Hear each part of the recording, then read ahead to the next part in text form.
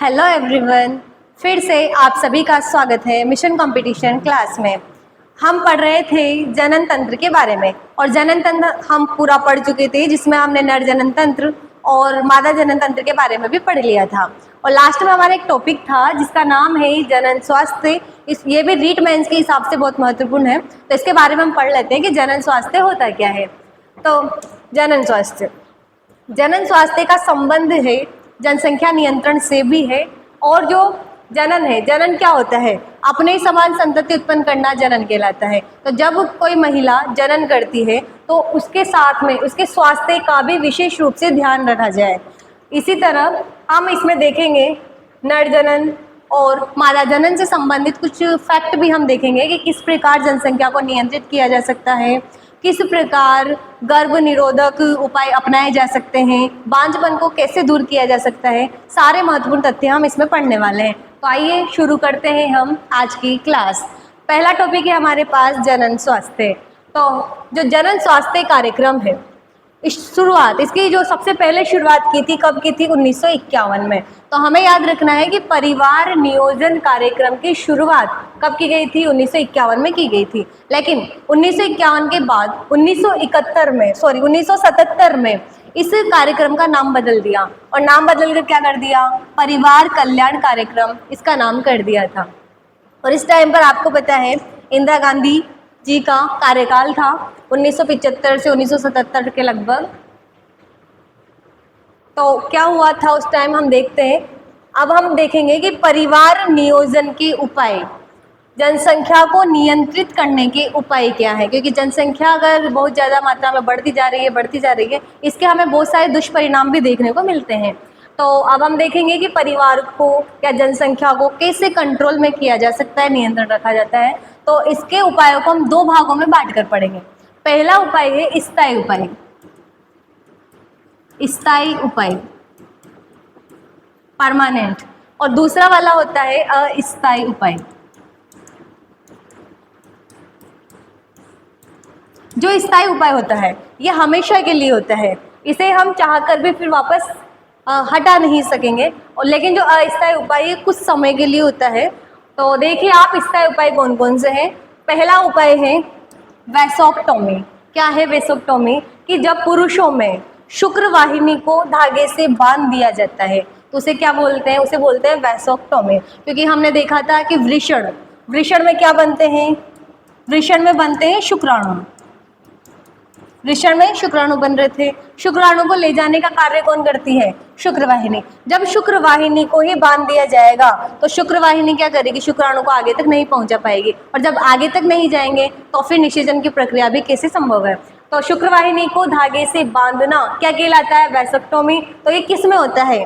Vasectomy की जाती है नर में, पुरुषों में की जाती है।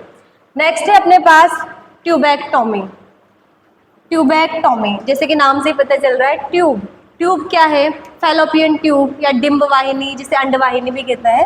तो किस में पाई जाती है? मादा में पाई जाती है। संख्या में कितनी थी? संख्या में 2 होती है, जो क्या कार्य करती है? अंडाणु को आगे तक पहुंचाने का कार्य करती है। साथ ही इसी के एक भाग में निषेचन की प्रक्रिया भी संपन्न होती है, वो हमने देखा था। तो फैलोपियन ट्यूब को इसमें धागे से या तो बांध दिया जाएगा या फिर इसको काट दिया जाएगा। तो ये किस में होता है? ये होता है मादा में, जिन्हें हम अपनी भाषा में ऑपरेशन या शल्य क्रिया भी बोलते हैं। तो पुरुषों में होता है वैसोक्टोमी, महिलाओं में होता है ट्यूबेक्टोमी। तो ये कौन से उपाय है? ये है स्थायी उपाय है। अगर इन्हें एक बार करवा लिया जाए तो हम इसे वापस रिमूव या हटा नहीं सकते हैं, परमानेंट है ये। इसके बाद में है अपने पास अस्थायी उपाय। कौन कौन से अस्थायी उपाय है जिनके द्वारा परिवार नियोजन किया जा सकता है, जनसंख्या नियंत्रण किया जा सकता है? तो अस्थायी उपाय में जो नर वाला है, नर में हम पहले देखेंगे कंडोम। ये एक अस्थायी उपाय है। और अगर आपसे पूछा जाए कि भारत में निर्मित फर्स्ट कॉन्डोम कौन सा है, तो फर्स्ट कॉन्डोम है शेयर, और फिर उसके बाद कौन सा है? रक्षक है, अपने भारत में ही निर्मित है। और इसी तरह मादा में देखते हैं अब कि मादा में कौन कौन से अस्थायी उपाय है जिन्हें कुछ समय बाद हटा सकते हैं। तो पहला है अपने पास IUD। इसी का नाम बदल कर अब कर दिया गया है IUCD, यानी कि दोनों ही एक ही है। अब इनका फुल नेम देखिए आप। आई का अर्थ है इंट्रा मतलब आंतरिक, यूटेराइन, यूटेराइन मतलब गर्भाशय, और डी का है डिवाइस, यानी कि इंट्रा यूटेरिन डिवाइस, आंतरिक गर्भाशय यंत्र। तो इन इसे कहाँ लगाया जाएगा, गर्भाशय के अंदर इसको लगाया जाता है। और ये भी है आईयूडी का ही रूप है, आईयूडी ही है, तो इसकी फुल फॉर्म है इंट्रा यूटेराइन कंट्रासेप्टिव डिवाइस, इसको बोलते हैं गर्भाशय अंतर्गत गर्भ निरोधक यंत्र। इन्हें कहाँ प्रत्यारोपित करते हैं, कहाँ लगाते हैं, तो इन्हें लगाया जाता है गर्भाशय में। अब आप इसके एग्जाम्पल देखिए। पहला एग्जाम्पल है copper T. Copper means Cu, जिसे बोलते हैं तांबा। जब इसकी शुरुआत हुई थी तो इसे सिल्वर से बनाया जाता था, चांदी से इसको बनाते थे, लेकिन बहुत महंगी होने की वजह से अब इसको किसका बनाया जाता है, कॉपर का बनाया जाता है, तांबे का बनाया जाता है। तो यह है कॉपर टी, जो कि टी आकार की होती है। इसी का अन्य रूप है कॉपर 7 है, मल्टी लोडेड 375 है। तो ये सब क्या है, आईयूडी है। नेक्स्ट है कि यदि कुछ समय के लिए गर्भ रोकना चाहे, कुछ समय के लिए चाहे कि हमें संतान नहीं चाहिए, तो उसके लिए क्या होता है, कुछ गोलियां भी है, गर्भ निरोधक गोलियां। तो इनमें देखो आप, पहली गर्भ निरोधक गोलियां, ये भी अस्थायी उपाय है। तो पहला है इसमें माला एन, जिसको माला डी भी बोलते हैं, माला एन या माला डी, पहली गर्भ निरोधक गोली। तो इसमें क्या होता है, इसको लेना पड़ता है डेली ओरल पील्स। ओरल मतलब मौखिक रूप से, मुख से इसको लेना है, वो भी कैसे लेनी है, डेली लेनी है। नेक्स्ट है सहेली, जो सहेली टेबलेट है वो भी अस्थायी उपाय है। इसको लिया जाता है सप्ताह में एक बार लेते हैं, ये भी ओरल पील से, यानी कि मुँह से लेने वाली गोली है।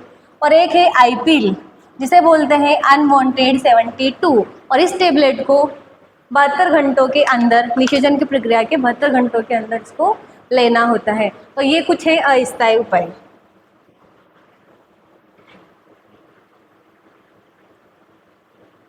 नेक्स्ट है अपने पास बांझपन। क्या होता है बांझपन, जिसे बोलते हैं इनफर्टिलिटी। तो बांझपन क्या है, इनफर्टिलिटी क्या है, सुनिए आप, कि जब 1 साल तक असुरक्षित यौन संपर्क बनाया जाए, कितने वर्ष तक, 1 वर्ष तक, 1 वर्ष तक असुरक्षित यौन संपर्क होने के बाद भी यदि गर्भ ना हो, यानी कि वो क्या आपने बोले गर्भवती ना हो महिला, तो उसे क्या बोलते हैं, उसे बांझपन बोलते हैं, इनफर्टिलिटी बोलते हैं। तो इनफर्टिलिटी को दूर करने के भी बहुत सारे उपाय हैं आजकल, जिनमें से पहला सबसे ज़्यादा प्रचलित उपाय है, जिसका नाम है IVF, और जिसके बारे में सभी जानते हैं कि IVF क्या होता है। क्या है IVF, इसका अर्थ है in vitro fertilisation, in vitro fertilisation इसको बोला जाता है। तो अगर इसके दूसरे नाम देखें तो इसको बाह्य निषेचन भी बोलते हैं, और इसको पात्रे निषेचन भी कहते हैं। इन विट्रो फर्टिलाइजेशन, जिसे बाह्य निषेचन भी कहते हैं और पात्रे निषेचन भी कहते हैं। अब देखो आप, इसका नाम क्या है, बाह्य निषेचन। अर्थात जो निषेचन की प्रक्रिया होगी, निषेचन कि जब शुक्राणु और अंडाणु मिलते हैं, तो इस प्रक्रिया को क्या बोलते हैं, फर्टिलाइजेशन, निषेचन कहते हैं। पर किसी कारणवश यदि महिला की फैलोपियन ट्यूब में इन दोनों का मिलन ना हो सके, निषेचन ना हो सके, फर्टिलाइजेशन ना हो सके, ऐसी कंडीशन में क्या किया जाता है, IVF करते हैं। तो इसमें क्या प्रोसेस रहती है कि इसमें मादा से अंडाणु लिया जाता है, साथ में पुरुष से शुक्राणु लिया जाता है, और दोनों को परक नली में, टेस्ट ट्यूब में इन दोनों को मिलाया जाता है, और क्या बनता है, फिर युग्मनज बनता है। युग्मनज बनने के बाद उसको वापस महिला की अंडवाहिनी में या गर्भाशय में उसको वापस रोपित कर दिया जाता है। ये कौन सी प्रक्रिया है, IVF की प्रक्रिया है। इसमें शरीर के बाहर शुक्राणु और अंडाणु को आपस में मिलाया जाता है, और इससे जो बेबी होता है, जो बच्चा होता है, जो शिशु होता है, उसको बोलते हैं टेस्ट ट्यूब बेबी। क्या बोलते हैं उसको, परकनली शिशु या फिर टेस्ट बेबी ट्यूब या टेस्ट ट्यूब बेबी को उसको कहा जाता है। तो ये एक बहुत अच्छा उपाय है इनफर्टिलिटी दूर करने का। पहले के समय में बहुत महंगा था, लेकिन अभी इसके केंद्र बहुत ज़्यादा विकसित हो चुके हैं, तो अब ये कम कीमत पर भी इसे करवाया जा सकता है। नेक्स्ट है अपने पास इसी से संबंधित, जिसका नाम है इन विवो फर्टिलाइजेशन। वैसे देखें तो दोनों एक ही है, ये भी IVF है और ये भी IVF है, लेकिन इनमें थोड़ा सा इतना डिफरेंस है कि ये वाला जो IVF होगा, इसमें शुक्राणु और अंडाणु कहाँ मिलेंगे, शरीर के बाहर, यानी कि प्रयोगशाला में, परख नली में, ट्यूब में इनको मिलाया जाएगा। लेकिन जो इन विवो फर्टिलाइजेशन है, इसमें भी डॉक्टर के द्वारा ही शुक्राणु और अंडाणु तो मिलाए जाएंगे, लेकिन शरीर के बाहर नहीं, बल्कि कहाँ होते हैं, शरीर के अंदर ही इसमें मिलाए जाते हैं, लेकिन डॉक्टर के द्वारा। तो इसे क्या बोलते हैं, इसे बोलते हैं जीवे निषेचन। तो दोनों आपको याद रखना है, एक तो IVF है और एक इन विवो फर्टिलाइजेशन, ये भी IVF का ही रूप है। नेक्स्ट है कि निषेचन क्या होता है। हम पढ़ रहे थे जनन, और जनन में एक शब्द था निषेचन, जिसे बोलते हैं फर्टिलाइजेशन। तो क्या होता है फर्टिलाइजेशन, देखिए फर्टिलाइजेशन का मतलब होता है कि पुरुष का नरयुग्मक क्या है, कौन सा है पुरुष का नरयुग्मक, शुक्राणु, और मादा युग्मक कौन सा है, अंडाणु। जब दोनों, यही शुक्राणु और ये अंडाणु, जब दोनों का संलयन होता है, दोनों मिलते हैं, तो इन मिलने की प्रक्रिया के बाद में एक युग्मनज का निर्माण होता है। क्या बनता है, एक युग्मनज बनता है। और इनके युग्मनज को ये क्या कहते हैं, जो युग्मनज बनने की प्रक्रिया है उसी को बोला जाता है निषेचन, यानी कि फर्टिलाइजेशन। और आपको एक और बात याद रखनी है कि जो युग्मनज बनेगा, इस युग्मनज को बोलते हैं जाइगोट। क्या बोलते हैं, जाइगोट। और यहाँ से बहुत मोस्ट इंपॉर्टेंट एक क्वेश्चन बनता है कि जाइगोट में कोशिका होती है, जाइगोट मात्र एक कोशिकीय होता है, ये आपको याद रखना है। जाइगोट कैसा होता है, एक कोशिकीय होता है।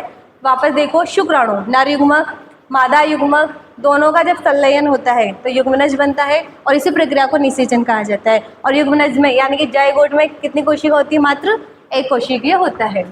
और आगे देखो कि जो निषेचन है, निषेचन दो प्रकार का होता है। पहला निषेचन है बाह्य निषेचन, बाह्य जो शरीर के बाहर हो, ऐसा निषेचन जो मादा के शरीर के बाहर होता है उसे क्या बोलते हैं, बाह्य निषेचन कहते हैं। और दूसरा निषेचन है आंतरिक निषेचन, जो मादा के शरीर के अंदर होता है उसे बोलते हैं आंतरिक निषेचन।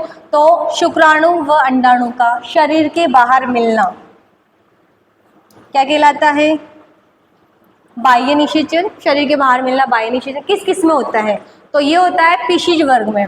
फिशिज वर्ग क्या होते हैं, जितनी भी मछलियां हैं, तो सारी मछलियां किस में आती है, फिशिज में आती है। लेकिन ब्लू व्हेल क्या है, एक मैमल से स्तनधारी है, तो फिशिज में नहीं आती है। तो सारी मछलियां फिशिज में आती है। एम्फीबिया वर्ग, जो एम्फीबिया वर्ग है जैसे कि मेंढक है, वो भी मेंढक, उनमें क्या होता है, बाह्य निषेचन होता है। किस किस में, फिशिज में और एम्फीबिया में। नेक्स्ट है आंतरिक निषेचन, जिस मादा के शरीर के अंदर ही अंडाणु और शुक्राणु दोनों मिलेंगे, उन्हें बोलते हैं आंतरिक निषेचन। और आंतरिक निषेचन किस किस में होता है, देखिए तो मैमल्स वर्ग, मैमल्स मतलब स्तनधारी, जितने भी स्तनधारी जीव है सब में होता है आंतरिक निषेचन। स्तनधारी क्या होते हैं कि वे जो अपने बच्चों को स्तनपान करा सके, दूध पिला सके, उन्हें बोलते हैं मैमल्स, स्तनधारी। इसके बाद है एविस, एविज में आते हैं पक्षी, सारे पक्षी एविज में शामिल होते हैं। तो एविज में भी कैसा होता है, आंतरिक निषेचन होता है। नेक्स्ट है रेप्टाइल्स, रेप्टाइल्स में वो सभी जीव आते हैं जो रेंग कर चलते हैं। अब रेंग कर कौन चलता है, जैसे कि सांप है, मगरमच्छ है, घड़ियाल है, छिपकली है, तो इन सब के अंदर भी कैसा निषेचन होता है, आंतरिक निषेचन होता है।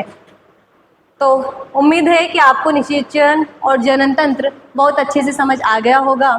और आप कमेंट करके हमें बताएं कि आपको कैसा लगा, और साथ ही हमें ये भी बताएं कि हमें और क्या अच्छा या क्या सुधार करने की आवश्यकता है, ताकि हम और अच्छे से सुधार कर सकें। और आप कमेंट करें, सब्सक्राइब ज़रूर करें चैनल को, और साथ में लाइक ज़रूर करें। Thank you so much.